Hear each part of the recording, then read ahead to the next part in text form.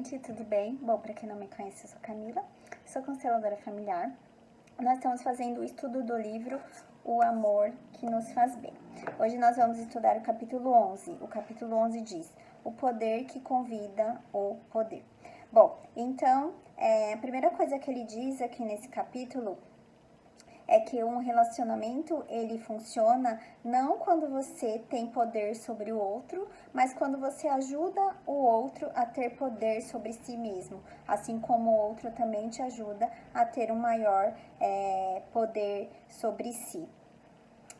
Isso é difícil, né? Às vezes é mais penoso de acontecer, muitas vezes a realidade não funciona assim, talvez por medo, por insegurança, por coisas que está trazendo lá do sistema de origem, quer ter um poder sobre o outro, porque isso, de certa forma, é o que ele aprendeu, é o que ele entendeu, e isso vai se repetindo aí ao longo das gerações.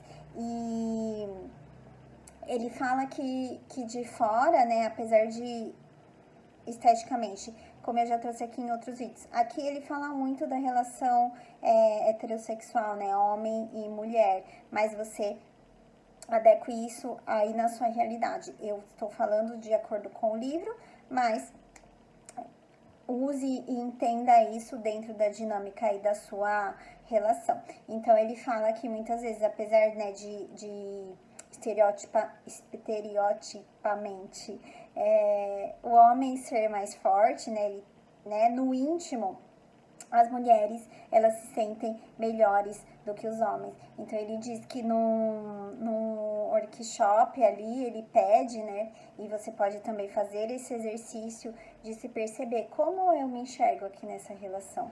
E que, no geral, as mulheres se sentem superiores aos homens, já os homens, no geral, eles se sentem ou iguais ou inferiores. É a minoria que se acha ali superior as mulheres. E às vezes a gente, né, eu falo eu também porque por ser mulher, às vezes a gente não consegue enxergar isso, mas o homem, ele consegue, ele tem muito mais a sensibilidade de enxergar a mulher, o poder da mulher, tudo isso que ela carrega dentro dela, né, todos esses sentimentos, a capacidade de gerar, então ele consegue entender tudo isso que existe nela, e ele vê isso mais claramente do que as mulheres enxergam os homens. Então, no geral, elas enxergam os homens menores do que elas, na maioria das vezes. E claro que aí cada um tem seu lugar, né? O homem tem o papel dele, a mulher tem o papel dela. Então, a importância de estar no mesmo lugar ali, porque quando uma das partes se acha superior, pode chegar um momento que falte um respeito, né? Então, existe um poder sobre o outro por se sentir superior, e aí isso pode causar um desrespeito ali na relação, e a relação pode até chegar a terminar. Então, uma das coisas que ele fala é que você faça esse exercício, né? Assim como ele faz lá no workshop, ele percebeu a dinâmica que funcionava ali entre esses homens e essas mulheres. Honestamente, responda para você, como que você se vê nessa relação? Você realmente se vê como superior? Você se vê como igual? Você se vê como inferior? Como que você enxerga essa relação? E ele fala isso, né, que o homem tem a ciência, como eu falei, ele tem ciência do poder da mulher, dessa emoção, dela ser mais afetiva. Claro que eu tô trazendo aqui um geral, né, cada um tem suas peculiaridades aí, suas questões, mas de modo geral, ele consegue enxergar esse poder da mulher mais fácil. E a mulher, se ela, né, dentro disso, ela pode usar isso de forma inteligente dentro da relação de casar, usar isso que ela tem de melhor para que eles se enxerguem ali da mesma forma, não como, então eu sou realmente superior e eu vou colocar essa pessoa ali como inferior, e aí, como eu falei, isso vai causar um desrespeito, a relação pode acabar, mas enxergar isso como um poder para a relação, né, para que os dois sejam mais fortes, que cada um traga ali o que tem de melhor dentro do masculino e dentro do feminino, tragam ali o seu melhor para construir algo junto. E muitas vezes essa questão da mulher nem sempre enxergar ali o homem como igual e achar como enxergar ali como inferior, pode ser uma raiva que ela tá trazendo, né? Principalmente as mulheres por conta de antigamente das coisas serem um pouco diferentes para as mulheres, né? Elas carregam muitas coisas, então essa raiva que ela muitas vezes ela traz e agora ela querer, né, ter muito poder sobre os homens, porque ela tá sendo leal a essas mulheres, né?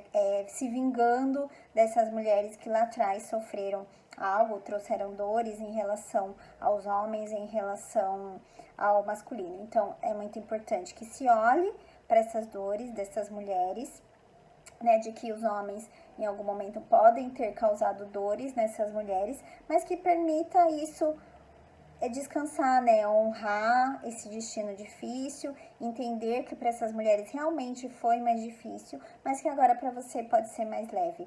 Então, olhar para esse homem não mais com a raiva das mulheres que vieram antes, mas como esse homem que está na sua frente, que também está trazendo as questões dele, as dores dele, mas que está te enxergando ali de forma igual a você. Esse, né, o maior poder, é reconhecer quem você é reconhecer a sua história, é reconhecer que existem dores aí do seu sistema, que existem dores do seu feminino, e aí sim, honrando tudo que você trouxe, você pode construir uma relação de um novo lugar, de entre dois iguais se relacionando ali.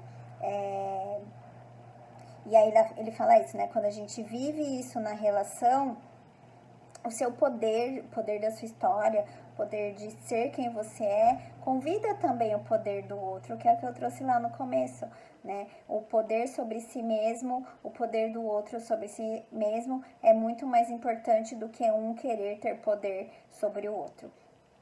E aí, para finalizar, eu vou ler um trecho aqui que ele traz, da Virginia Satir, que ela diz assim, no livro Contato, Contato. Então ela, né, ensina que o verdadeiro poder tem a ver com a congruência e com o que ela chama de as 5 liberdades. A liberdade de ver e escutar o que está aqui em vez do que se supõe que deveria estar. A liberdade de sentir o que se sente em vez do que se deveria sentir. A liberdade de dizer o que se sente e pensa, se quiser, em vez de fingir. A liberdade de pedir o que se quer em vez de pedir permissão. E a liberdade de arriscar em vez de optar somente por sentir-se seguro. O poder da congruência foge, portanto, de posições de culpa, vitimismo, hiperracionalidade ou indiferença, que para Satir não deixam de ser lugares de sofrimento e falso poder nas relações íntimas. Então aqui ela traz como é o poder, né? O poder sobre si e não sobre outro. O poder que é saudável e que faz parte das relações humanas.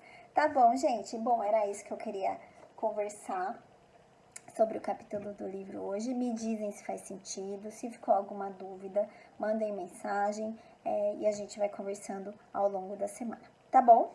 Um beijo e até!